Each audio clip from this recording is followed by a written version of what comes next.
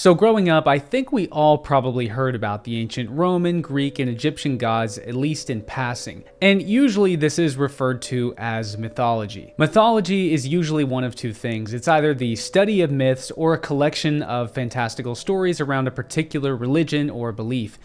And usually these stories are understood to be completely false, or the vast majority of it is entirely made up to explain some kind of cosmic origin of an ancient civilization. Which is why when someone says something that's popular but also untrue, we usually respond by saying, that's a myth. We also tend to feel this way about ancient religions because they seem equally as fantastical and unbelievable to us. The ancient gods are plagued with the same emotional and irrational issues as human beings, and they often seem to intersect and intervene with historical events, such as the fall of Troy in Homer's Iliad and the Odyssey, of which we have some limited archaeological evidence that suggests to us that there may have been a war around 1150 BC at the archaeological site that we now recognize as Troy. They supervene with historical events, they speak directly to kings, pharaohs, and even the common people sometimes.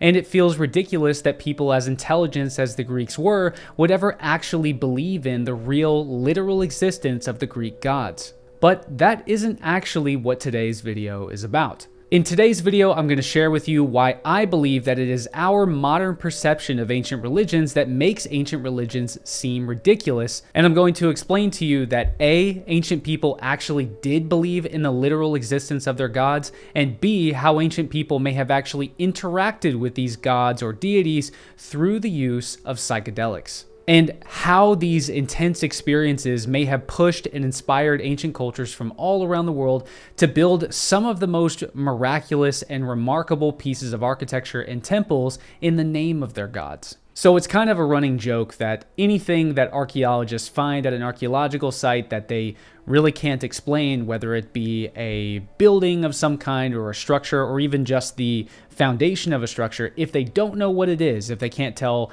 that it was a kitchen or it was a living room or something like that, what do they call it? A temple. Everything that archaeologists can't explain always gets chalked up to some religious purpose of some kind. And people have really begun to roll their eyes at this, and perhaps rightfully so. But I really can't fully, completely discredit archaeologists for chalking so much up to being ceremonial, religious, spiritual purposes. In the ancient world, people were extremely spiritual.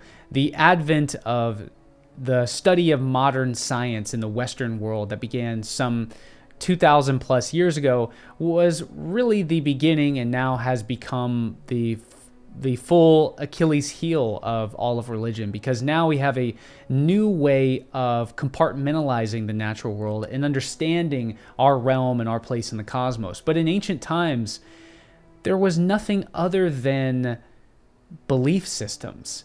You witnessed your natural world and you experienced phenomena that would happen to you. You would notice cycles in the sky and cycles in nature, and humans' brains tried to come up with a reasoning for this. And all around the world, we actually see so many different cultures coming to many of the same conclusions, believing the same things, and taking part in the same practices, the same religious practices.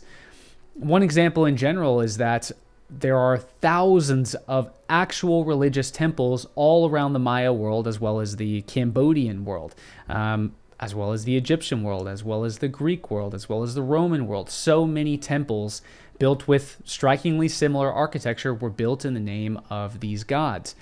Is this just the way human beings are wired? Are we wired to look for meaning and spiritual significance, things that, these great mysteries that exist in this in-between world between life and death?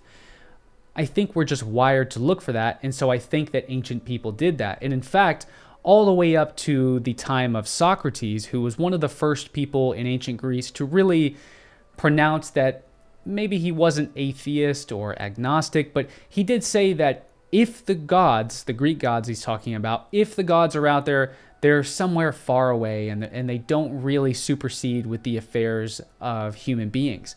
And that, along with quote-unquote corrupting the youth, is the reason that the Athenians killed Socrates. And that really was one of the first instances of someone who was anti-religion, going against this religious ancient world. Everything before around 400 BC was completely religious in the old world. And in the new world, from top to bottom, from North America all the way down to the lowest tip of South America, we see absolutely no signs of atheism. Not necessarily that there would actually be signs of atheism, but we see an overwhelming amount of evidence that these people were very spiritual and religious. Now, one of the first things that happened in my life that brings me to this topic was I grew up in a very Christian household, and every Sunday I would go to church and I'd watch my grandpa preach. And when I was looking in the Bible, they used to have these at least old Bibles used to have these vintage maps that were the insides of the Bible cover. And it would have all of the cities of the Holy Land labeled. So from Egypt all the way up through modern day Lebanon. And I would stare at that map and I would think about what was life like for an ancient person living in the Holy Land during biblical and ancient times. And there was one day where we were going through the book of Exodus, and I came across Exodus 12:12. And Exodus 12:12 talks about how the God of the Israelites, Yahweh, says, "On that same night I will pass through Egypt and strike down every firstborn of both people and animals, and I will bring judgment on all the gods of Egypt. I am the Lord."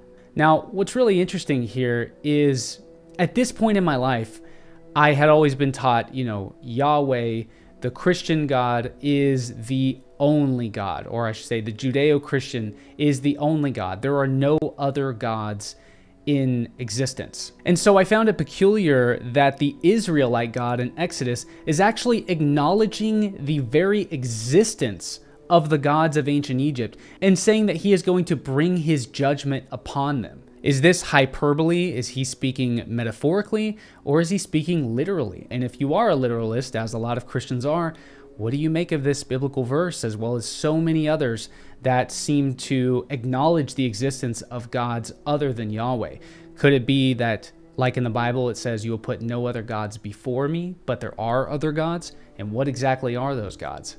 So, as a young kid, let's say I'm 12 or 13 at the time, this starts really turning over in my mind. And this influenced a lot of the way that I viewed ancient gods and ancient religions when I then went to college for anthropology, and even now outside of college studying as a rogue anthropologist. I've said this before, but I do believe that the ancient world makes much more sense if you look at it through the lens that those ancient gods were real. And I know that this sounds absolutely ridiculous to some of you, but stick with me here. When ancient priests stepped into the temple of Karnak, when Amenhotep III stepped into the sanctum of Luxor to meet with Amun, when the oracle of Delphi was possessed by the essence of Zeus, I don't think that this was metaphorical. I think that somehow, some way, this was actually happening. Two of my favorite lecturers, Jeremy McInerney and Robert Garland, both prefaced the Oracle of Delphi by saying, "I do not mean this in any metaphorical sense. This was literally happening." Now, does this mean that Zeus actually exists somewhere out there in the ether? Perhaps, but I think that this is more of a challenge for us to begin adapting our oversimplified view of the ancient world and the religions that they so strongly believed. And we should start asking, why actually did the Egyptians, Greeks, and Romans, and so many other countless cultures around the world relentlessly construct enormous temples and carry out obsessive and numerous ceremonies in the name of their gods? I want you guys to think about that before just 1,500 years ago, even just up to about 600 years ago, the greatest architectural feats, the greatest monumental feats in all of human history were done for a religious purpose. And those people were just as intelligent and just as perceptive as you and I. So what is the reality here? So next I'm going to go through 3 different examples from ancient Greece to ancient Rome and ancient Egypt of ancient priests or just people of these cultures using, creating, and brewing their own psychedelics to be used in a religious or spiritual function.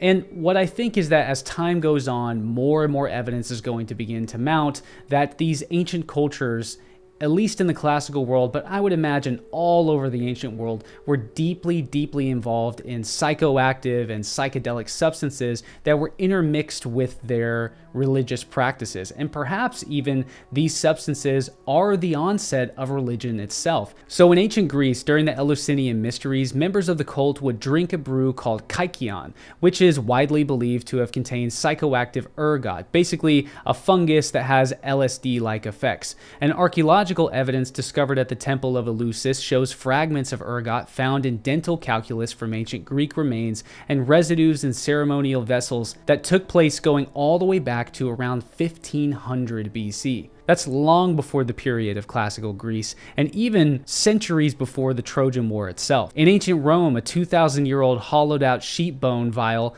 was discovered containing hundreds of black henbane seeds. This black henbane was used by the Romans during the mystery cult traditions to induce states of delirium and hallucinations. The sealed container the black henbane was found in indicates that it was likely sitting in storage and hadn't been used yet, and that's why we have the remains of it today. And perhaps this is why so little of this archaeological evidence has been found thus far, because all of these substances were used. It's very rare that we find something just sitting in storage and untouched for thousands of years, all the way up to today, if you consider all of the ancient cultures that conquered the lands that were ruled by the ancient Romans, the Greeks and the Egyptians, and countless other ancient cultures, and how these civilizations were just ransacked over the course of thousands of years. And let's say pots and cups and vessels are smashed and broken and stolen and refilled. The likelihood that we would have psychoactive substances that are perfectly preserved all the way up to today is very, very slim. But again, I do think that over these next few decades, maybe over the next century, we're going to see more and more evidence that psychoactive substances were really being used a lot in the ancient world. In ancient Egypt, the Egyptians incorporated the blue lotus and other plants into their rituals to induce a trance-like state or divine communion, like I mentioned earlier with Amenhotep III coming to visit Amun in the Temple of Luxor.